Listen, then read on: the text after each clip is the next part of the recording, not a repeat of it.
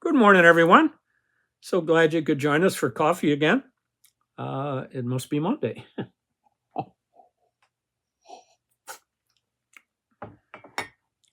Gee, I say this every week, but it's true. I really hope and I pray that you had a great weekend.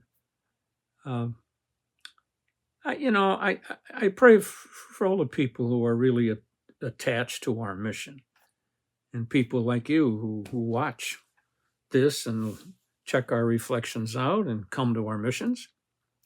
And I pray for you and your intentions and your health.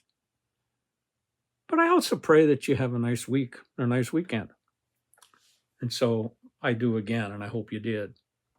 Once again, I ask you to remember our retired Vincentians in Perryville, Missouri, men who some are in need of healing, in need of God's special graces.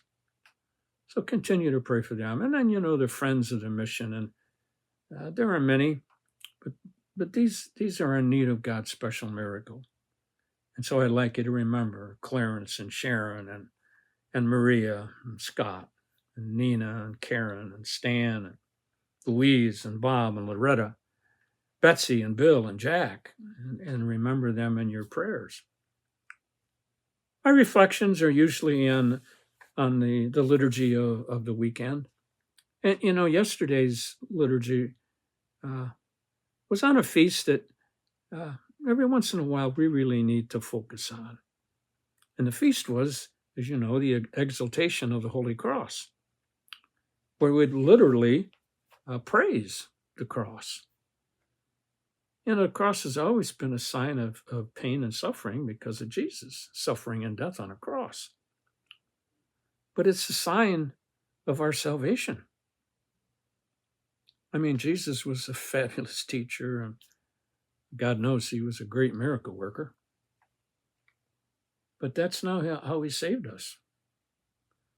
He saved us by his suffering and death on a cross. And so the cross has a specific meaning for us. And then today we celebrated the Feast of Our Lady of Sorrows and reflected upon the pain Mary had to watch her son suffer and die on a cross. God, that had to be hard.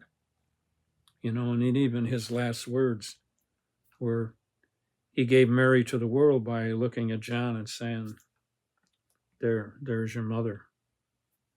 And he took her in.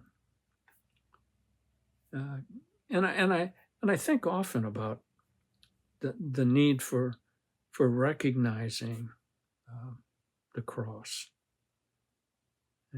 Jesus performed a great miracle of his suffering and dying on the cross. And so, I think as I do in my mission, and I'm sure you do too, we live in a human world and we're confronted with a lot of pain and suffering, not just our own, but so much in the lives of other people, especially people we know, our family and friends. I was reading about Henry, Henry at the end of his life, and he's told by his doctor that he doesn't have a long time left and he ought to get his stuff in order. And the doctor smartly told him and knew Henry. And he said, Henry, you ought to get a will. Make one out. So finally, he called a lawyer and he said, the doctor told me I don't have a lot of time left and I need to make out a will. And the first thing the lawyer says, how many sons do you have? Henry just laughed. He said, well, sir, that depends on the courts. They'll determine, and we'll find out how many sons I have when the will is contested. And I think often pain comes in families, whether it's someone who is suffering illness, and how a family has to deal with that. Deal with somebody who says, I got stage 4 cancer. And so not only do we reflect upon the cross as that sign of salvation that Jesus brought about, but maybe a reminder to us that suffering is a part of our life. It's part of the human existence. And so my thoughts today for you are, how do you deal with it? How do you deal with suffering?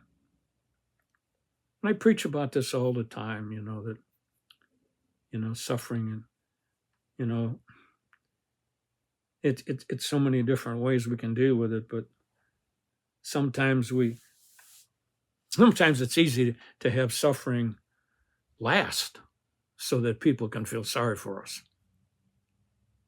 That's not healthy. And I think if suffering is to be healthy in our world, in our own life, it has to be something we accept. And then once we accept it and live with it with grace and not complaining and whining, then we can make that a gift to God, just like Jesus did, and then bring about miracles. So I think how we deal with suffering is how we deal with the cross in our life, because everybody's got one, okay? And nobody can compare one cross to another. We don't know how heavy it is for anybody.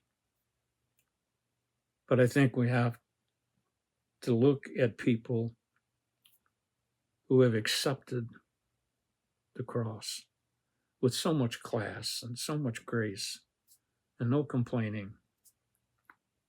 They have turned suffering into something healthy, not something too heavy. So anyway, as I look at that feast and I think about Our Lady of Sorrows and what she suffered, I remind myself to learn how to accept and to deal with suffering. I pray that your pain and your suffering subsides. I pray that you're able to accept it and offer it up as a gift. And then often I pray you don't even get it.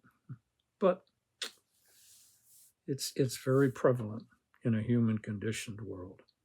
And I'd like you to join me as we say, Divine Savior, transform me into yourself. May my hands be your hands. May my tongue be your tongue. Grant that every faculty of my body may serve only to glorify you.